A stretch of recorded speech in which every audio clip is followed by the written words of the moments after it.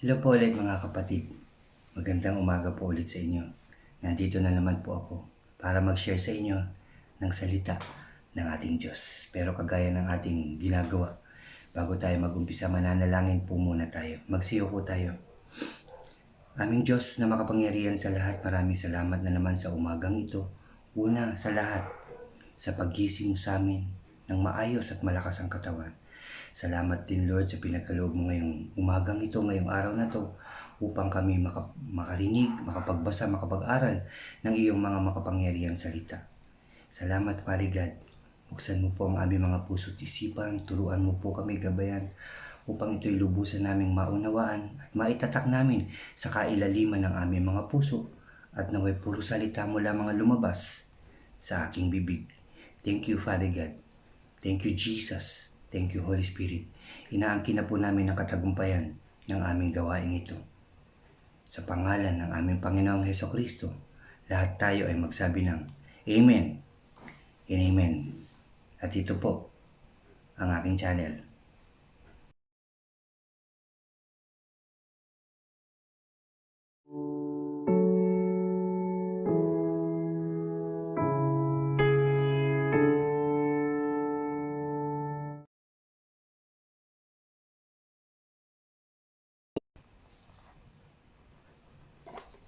Hello po mga kapatid. Again, welcome po sa aking channel. At dyan po sa mga bago sa aking channel, huwag niyo pong kalimutan na mag-subscribe po kayo. Paki-like and share niyo po ang aking mga videos. At paki-click na rin ang notification bell para lagi po kayong updated sa mga bago ko pang i-upload. Salamat po mga kapatid, salamat po. Kahapon, sinare ko sa inyo ang chapter 38. Tungkol ito sa ang altar, ang palangganang tanso, ang bulwagan ng toldang tipan, at ang mga metal na ginamit sa tabernakulo. Ngayon mga kapatid, chapter 39 na po tayo. At may pamagat itong ang kasuotan ng mga pari. At pangalawa, ito ay tungkol sa natapos na ang toldang tipan. Mag-umpisa na po tayo. Chapter 39 verse 1, ang kasuotan ng mga pari. Ginawa nila ang kasuotan ni Aaron ayon sa inuutos ni Yahweh kay Moses. Lanang kulay asul, kulay ube at kulay pula ang ginamit nila sa kasuotan ng mga pari. Kung anong kulay yung sinabi ng ating Diyos, yun ang kanilang ginawa. Mainam na lino, lanang kulay asul, kulay ube at kulay pula ang ginamit nila sa ephod. Ang ginto ay pinitpit nila ng manipis at ginupit ng pino na parang sinulit. Yun ang ginawa nila sa ginto mga kapatid. At inihalo sa paghabi sa lanang kulay asul, kulay ube at pula. At sa mainam na lino, hinaluan pala yun ng ginto mga kapatid. Yung sa paghabi. Ang ephod ay kinabit nila ng malapad na tali na siyang nagdurugtong sa likod at harap. Kinabitan din nila ito ng isang magandang sinturong kamukha ng ephod na yari rin sa mainam na lino. Kinabitan nila ng sinturon. Yung damit mga kapatid. At lanang kulay asul, kulay ube at pula at binurdahan din ng mga hibla ng ginto tulad ng inutos ni Yahweh. Kumuha sila ng mga batong kornalina at iniayos ito sa patungang ginto. Iniukit nila dito ang pangalan ng mga anak na lalaki ni Israel ng mayari, sabi dito, para ito isang magandang pantatak. Ang mga bato'y ikinabit nila sa tali sa balikat ng ephod upang maalala ang mga anak ni Israel. Ginawa rin nila ito ayon sa utos ni Yahweh. Talagang sinunod nila lahat mga kapatid. Wala silang ginawa. Ito dagdag natin para mas maganda. Wala po. Kung ano lang ang inutos ng ating Diyos, yun lamang ang kanilang ginawa at sinunod, mga kapatid. Gumawa rin sila ng pectoral. Magandang-maganda ang borda nito tulad ng ephod. At yari din sa mainam na lino at lanang kulay asul, kulay ube at pula. At mayroon din itong sinulid na ginto. Ito'y, sabi dito, magkataklob at parisukat. 0.2 metro ang haba at ganoon din ang lapad. Kinabitan nila ito ng 4 na hilera ng mamahaling bato. Sa unang hanay ay ruby, topaz at carbunco. Sa ikalawang hilera naman ay esmeralda, sapiro at brilyante, mga kapatid. Sa ikatlong hilera ay jacinto, agata at amestista, mga kapatid, ametista. At sa ikaapat, berilo, cornalina at jasper. Lahat ng ito ay nakalagay sa patungang ginto, yung nakahilera, yung mga batong yun, mga kapatid. Sabi dito, kumakatawan sa 12 anak ni Israel tulad ng isang pantatak. Sa bawat bato'y nakaukit ng maganda ang pangalan ng bawat anak na lalaki ni Israel. Sabi pa dito, naglubid sila ng pinitpit na ginto at ito ang ginawang panali sa pectoral. Gumawa rin sila ng dalawang patungan at 2 argolyang ginto na ikinabit nila sa 2 sulok ng pectoral sa gawing itaas. Itinali nila sa argolya ang tig-isang dulo ng mga nilubid na ginto. Ang kabilang dulo naman ay itinali nila sa 2 patungang ginto sa tali sa balikat ng ephod. Gumawa rin sila ng 2 argolyang at ikinabit sa 2 sulok sa gawing ibaba ng pectoral. Gumawa rin sila ng 2 argolyang ginto at ikinabit sa ibaba ng tali sa balikat sa may tahi sa itaas ng pamigkis ng ephod. Ang argolya ng pectoral at ng ephod ay pinagkabit nila sa lubid na asul para hindi magkahiwalay. Ito ay ginawa nila ayon sa utos ni Yahweh. Gumawa rin sila ng damit na nasa ilalim ng ephod. Ito yari sa lanang kulay asul at may butas na suotan ng ulo. Ang butas ay may tupi upang hindi matastas. Sabi dito, ang laylayan nito ay nilagyan nila ng mga palawit na tila bunga ng punong granada. May mga palawit ang laylayan, mga kapatid, na tila punong granada. Ang mga ito yari sa pinong lino at lanang asul, kulay ube at pula. Gumawa rin sila ng mga kampanilyang ginto at ikinabit sa laylayan sa pagitan ng mga palawit. Kaya ang laylayan ay may isang hilera ng mga palawit na mukhang bunga ng punong granada at mga kampanilyang ginto. Ito'y ginawa nila ayon sa utos ni Yahweh. So maraming palawit pala yung laylayan na yun at may parang kampanilya, mga kapatid. Gumawa rin sila ng mahabang panloob na kasuotan para kay Aaron sa kanyang mga anak, pati na sa kanyang mga anak. Ang mga ito yari sa pinong lino. Ganon din ang turbante, ang mga sabi dito, sombrero at ang mga linong salawal. May mga panloob ito na magaganda na lino, na mamahaling lino, mga kapatid, ang yari, ang tela nun. Ang pamigkis naman sa baywang ay may, sabi dito, ulitin ko lang, verse 29, ang pamigkis naman sa baywang ay yari sa pinong lino, lanang kulay asul, kulay ube at pula, binurdahan ng maganda ayon sa utos ni Yahweh. Ang turbante ay nilagyan nila ng palamuting ginto at may nakaukit na gintong mga salita. Nakalaan kay Yahweh, sabing ganun. Yung nakaukit na salitang yun, ang nakalagay doon, nakalaan kay Yahweh. Ito itinali nila sa turbante sa pamamagitan ng kordong asul tulad ng utos ni Yahweh. At verse 32 mga kapatid, natapos na ang toldang tipan. Natapos nilang gawin ang toldang tipan ayon sa inuutos ni Yahweh. Gayon din ang lahat ng mga kagamitan doon. Ipinakita nila kay Moses ang lahat.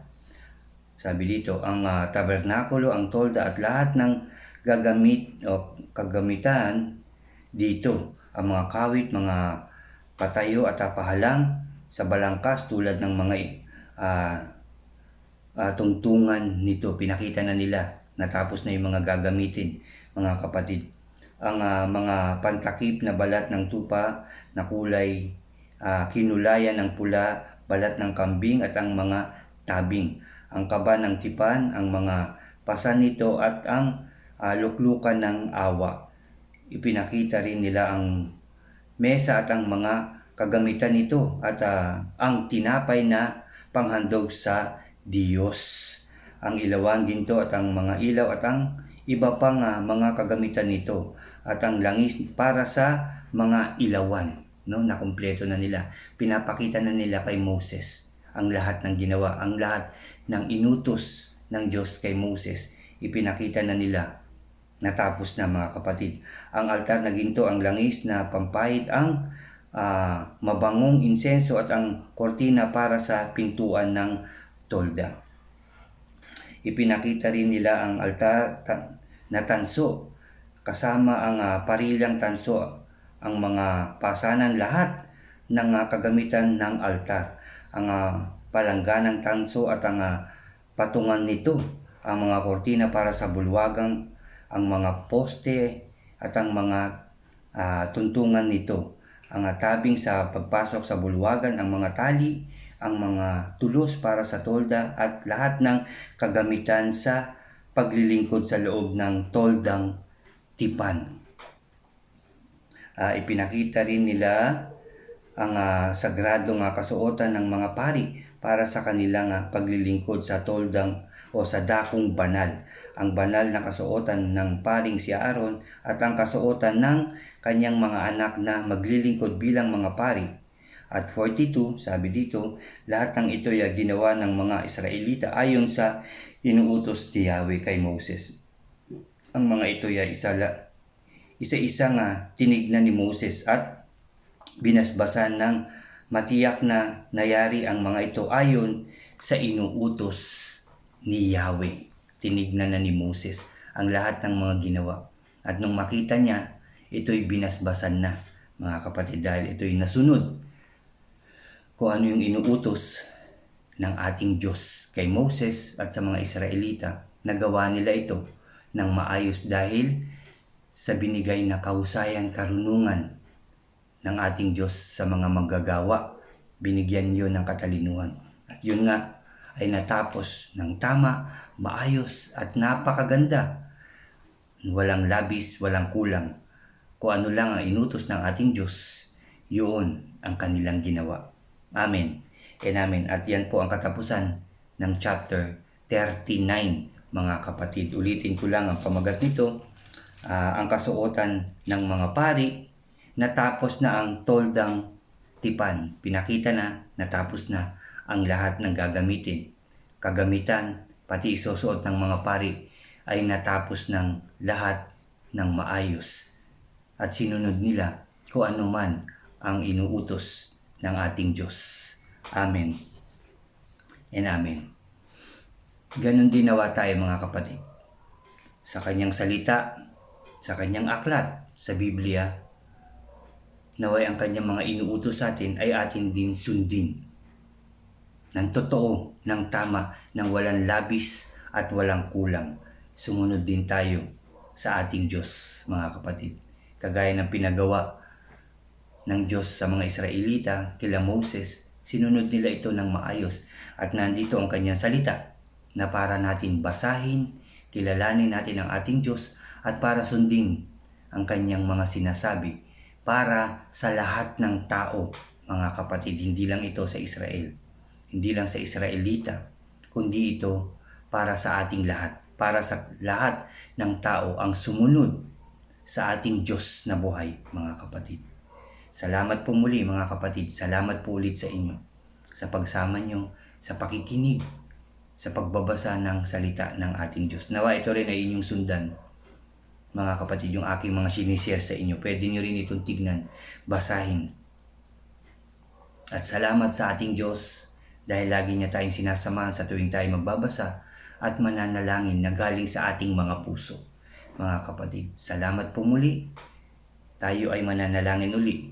Lalapit tayo sa ating Diyos. Magsiyuko tayo. Aming Diyos na makapangyarihan sa lahat, maraming pong ulit salamat sa iyong mga salita na aming napakinggan, nabasa at napag-aralan, O God. Itinuturo mo na naman sa amin na kami sumunod sa inyo ng totoo at ng maayos, yung walang labis at walang kulang na pagsunod sa iyong mga salita, Father God, sa iyong mga inuutos sa amin.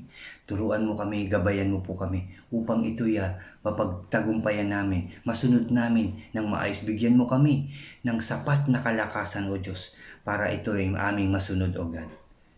Salamat, Lord. Salamat, Jesus. Salamat, Holy Spirit, sa iyong mga salita, Lord. Salamat po. Salamat sa patuloy na pag-share, paghahayag ng mga pastor, bishop at mga leader na naglilingkod sa iyo. Sa akin din, Lord, salamat sa lakas ng loob na ibinibigay mo sa akin, katalinuhan at kasipagan, O Diyos, upang kahit sa simpleng paraan lamang, makapag-share din ako ng iyong mga makapangyarihan salita. Salamat, Lord. Salamat, Jesus. Salamat, Holy Spirit, O God. Salamat po talaga sa lahat, O God. Salamat po.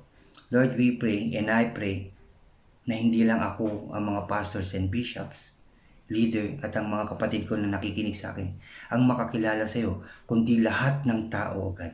Makilala ka, alamin ang iyong mga ginawa para sa lahat ng tao. Alamin ang iyong mga inuutos, O Diyos.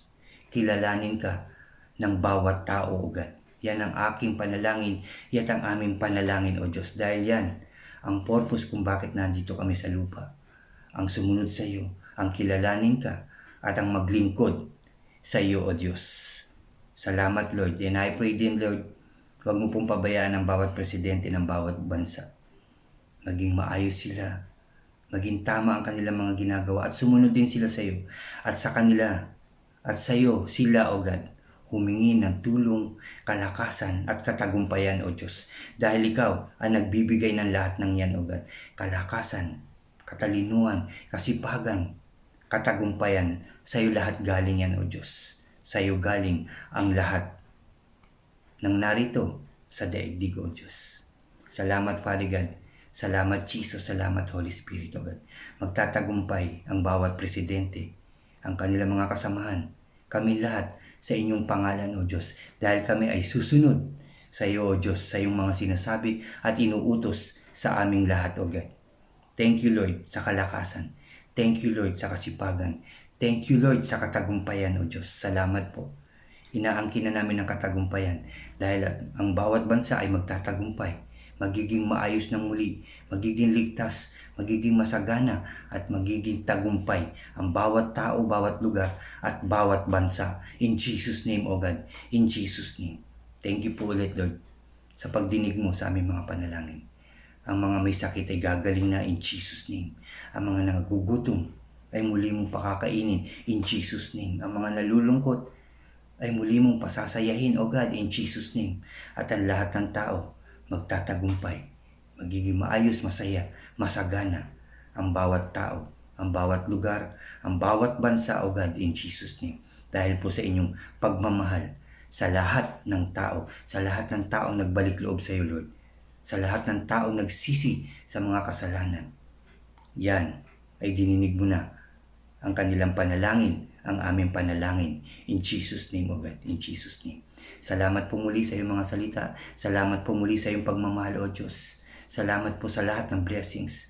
Salamat sa pag-iingat mo sa amin, sa paglayo mo sa anumang kapahamakan, karamdaman, tukso at gawa ng kaaway, O Diyos. Salamat. Protektado mo ang lahat ng tao. Protektado mo ang lahat ng iyong mga anak, O Diyos. Salamat po muli, Lord. Salamat po. Salamat po. Pinupuri ka namin at pinasasalamatan, sinasamba at dinadakila, O Diyos, sa tanging pangalan ng aming Panginoong Hesukristo na aming tagapagligtas. lahat tayo ay magsabi ng Amen and Amen. Amen po. Salamat sa ating Diyos na buhay.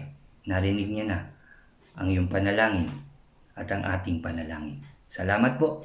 Salamat sa lahat. At God bless po sa inyong lahat. God bless po sa ating lahat. Salamat po.